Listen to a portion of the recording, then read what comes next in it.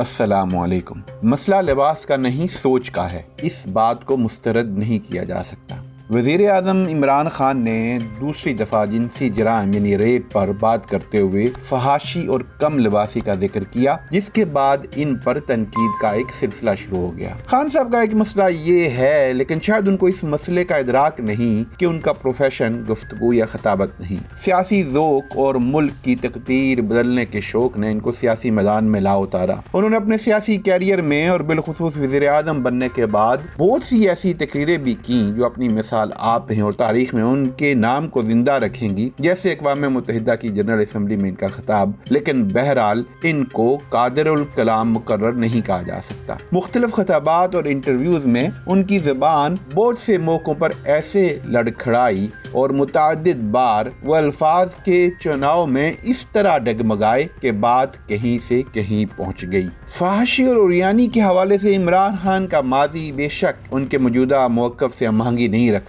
اگرچہ اس بات پر ہمارے مذہبی اور لبرل دونوں طبقات کا فکری اور نظریاتی اتفاق ہے کہ کسی کے ماضی کے کردار جس کو وہ ترک کر چکا ہو کو اس کے موجودہ موقف کے رد میں استعمال کرنا درست نہیں، لیکن عمران خان کے معاملے میں ان کے مخالفین اس اصول کو یکساں نظر انداز کر دیتے ہیں۔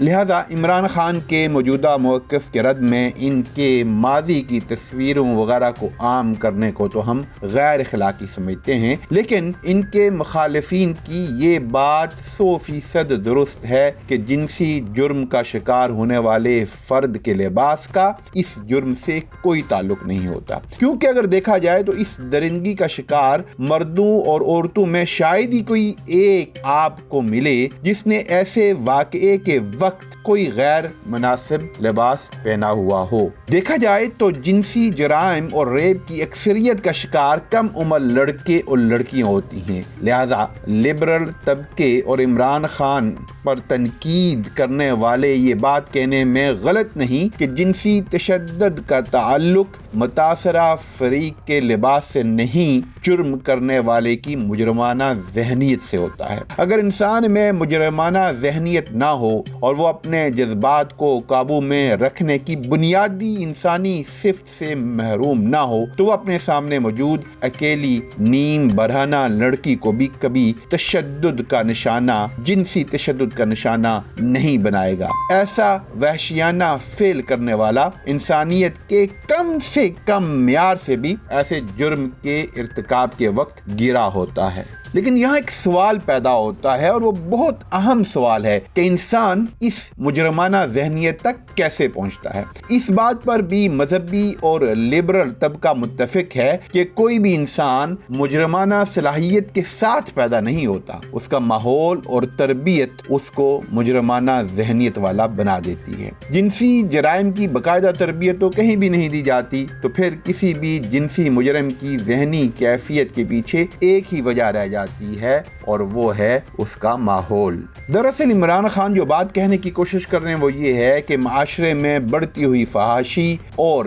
بے پردگی کا ماحول اس مجرمانہ جنسی ذہنی کیفیت کی تشکیل میں ممد و معاون ہے، جس کی وجہ سے ایسے وحشیانہ جرائم ہوتے ہیں۔ اگرچہ خان صاحب اس واضحیت سے ایک مرتبہ بھی نبیت الفاظ میں یہ بات نہیں کہہ سکے، لیکن ان کے مخالفین بھی جانتے ہیں کہ وہ یہی کہنا چاہ رہے ہیں، لہذا اس کے جواب میں ان کے مخالفین مغربی ممالک میں ہونے والی تحقیق سامنے لے آتے ہیں، جس کے مطابق جنسی تشدد کرنے والا مجرم جنسی اہجان کی وجہ سے نہیں بلکہ طاقت کے اظہار کے لیے یا انتقام کے جذبے کے تحت جنسی تشدد یا ریپ کرتا ہے۔ لیکن وہ یہ دلیل دیتے وقت یہ بات بھول جاتے ہیں کہ عمران خان کسی مغربی ملک کے نہیں، پاکستان کے وزیر اعظم ہیں۔ عالم مغرب میں کسی ہم جنس یا مخالف جنس کے فرد سے جنسی تعلق قائم کرنے کی ایک ہی شرط ہے اور وہ ہے باہم رضامندی، اور اس باہم رضامندی کے لیے عمر کی حد برطانیہ جیسے نسبتاً قدامت پسند مغربی ملک میں بھی صرف 16 سال ہے۔ جی صرف 16 سال کے لڑکے یا لڑکی سے کسی بھی عمر کا کوئی بھی مرد یا عورت اس لڑکے یا لڑکی کی رضامندی سے باقاعدہ جسمانی، جنسی جنسی عمل کر سکتا ہے۔ اور دوسری بات یہ کہ جنسی عمل کے لیے کسی جوڑ کی تلاش بھی ان معاشروں میں کوئی مشکل کام نہیں۔ مغربی معاشروں میں نائٹ کلب اور شراب خانے ہر گلی محلے میں موجود ہیں، یہاں ہر جمعے اور ہفتے کی رات ایسے لوگوں کا ہجوم ہوتا ہے جو اپنے جوڑ کی تلاش میں ہوتے ہیں۔ اس کے علاوہ آن لائن اور فون پر ڈیٹنگ کی سہولیات کھلے عام میسر ہیں۔ رہی صحیح کسر اس بات سے پوری ہو جاتی ہے کہ ان میں سے اکثر معاشروں میں سیکس ورکرز کے نام پر طوائف بننا بھی غیر قانونی نہیں۔ اس لیے جنسی ہیجان کی تسکین کے لیے کسی کو ایک رات کے لیے خریدنا بھی اچنبے کی بات نہیں سمجھی جاتی، جبکہ پاکستان ایک مسلم اکثریت والا ملک ہے۔ مسلمانوں کے ہاں شادی اور نکاح کے بغیر جنسی تعلق قائم کرنا ایک گناہ کبیرہ ہے اور ایک ایسا جرم ہے جس پر سخت ترین سزا ہے۔ دوسری طرف پاکستان کے معاشی اور معاشرتی حالات ایسے ہیں کہ لڑکوں کی شادی عموماً 25 سے 30 سال کی عمر میں ہوتی ہے، یعنی اس عمر تک کسی بھی نوجوان کے لیے قانونی اور جائز جنسی تعلق کا کوئی راستہ موجود نہیں، جبکہ عالم مغرب میں مسلمان اور کیتھولک پس منظر رکھنے والے مسیحیوں کی اقلیت کے علاوہ کسی اور پس منظر سے تعلق رکھنے والوں میں آپ کو ایسا لڑکا یا لڑکی شاذ ہی ملے گی جس کی عمر 18 سال ہو اور وہ حقیقی معنوں میں کمارا ہو۔ لہذا مغربی معاشرے میں یقیناً جنسی تشدد جنسی ہیجان کی وجہ سے نہیں ہوتا، کیونکہ جنسی ہیجان کی تسکین کے لیے وہاں جنسی تشدد کی ضرورت ہی کسی کو نہیں پڑتی۔ مغرب میں موجود اس جنسی مادر پدر آزادی کے سماجی اور معاشرتی نقصانات بے شمار ہیں، جو اس وقت ہمارا موضوع گفتگو نہیں، لیکن اس تقابل سے صرف یہ بات واضح کرنا مقصود ہے کہ مسئلہ زیر بحث میں ہم اپنا تقابل اور قیاس عالم مغرب سے نہیں کر سکتے۔ عمران خان کے مخالفین کی یہ بات درست ہے کہ جنسی تشدد کرنے والوں میں مفتی عزیز جیسے 70 سالہ بزرگ بھی شامل ہیں، اس لیے یہ کہنا کہ جنسی تشدد کی واحد وجہ فحاشی اور عریانی کی وجہ سے پیدا ہونے والا جنسی ہیجان ہے درست نہیں، لیکن اس بات کو رد کرنا بھی قرین عقل نہیں کہ ہمارے ٹی وی ڈراموں، فلموں، اشتہاری مواد وغیرہ میں نظر آنے والی مغربی لباس میں بلبوس دوشیزائیں، سسر بہو دیور بھابھی کے درمیان معاشقوں کی کہانیاں، مخلوط اور بے ہنگم ڈانس کے مناظر اور انٹرنیٹ پر مغربی ممالک میں تیار ہونے والی جنسی ویڈیوز اور تصاویر کی آزادانہ دستیابی ان کروڑوں مردوں میں جنسی ہیجان پیدا کرنے کا سبب بنتی ہیں، جن کے پاس جنسی تعلق قائم کرنے کا کوئی جائز یا قانونی راستہ نہیں ہوتا،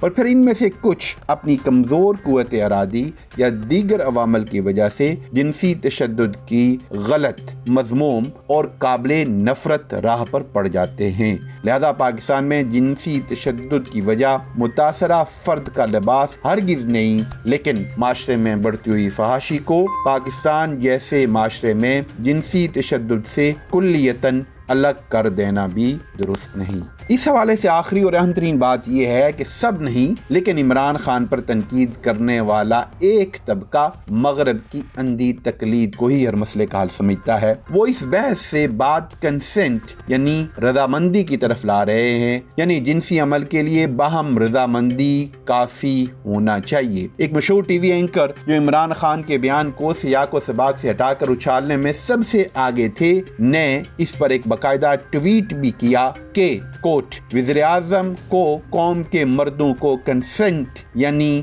رضامندی کا مطلب سمجھانے کی ضرورت ہے انکوٹ۔ جنسی جرائم اور اس پر وزیر اعظم کے بیان پر تنقید کی آڑ میں ایک طبقہ پاکستان میں مغرب کی طرح رضامندی سے آزادانہ جنسی عمل کی اجازت کا خواہاں ہی نہیں بلکہ اس کے لیے سرگرم عمل ہو چکا ہے۔ راستے دو ہی ہیں، یا تو فحاشی اور عریانی اور جنسی بے راروی کے سیلاب کو روکا جائے اور ساتھ ہی جنسی تشدد کے انسداد اور روک تھام کے لیے پوری قوم کو متحرک اور فعال کیا جائے، یا اس تلخ حقیقت کے لیے تیار ہوا جائے کہ بہت جلد خاکم بدہن ہمارے معاشرے میں دین و مذہب اور مشرقی ثقافت و اقدار کو بالائے طاق رکھتے ہوئے جنسی عمل کے لیے صرف رضامندی کو کافی سمجھا جائے گا۔ وزیر اعظم عمران خان کے بیانات سے تو لگتا ہے کہ انہوں نے ترجیح کا تعین کر لیا ہے۔ سوال اتنا رہ گیا ہے کہ کیا قوم ان کے ساتھ کھڑی ہوتی ہے یا ان کے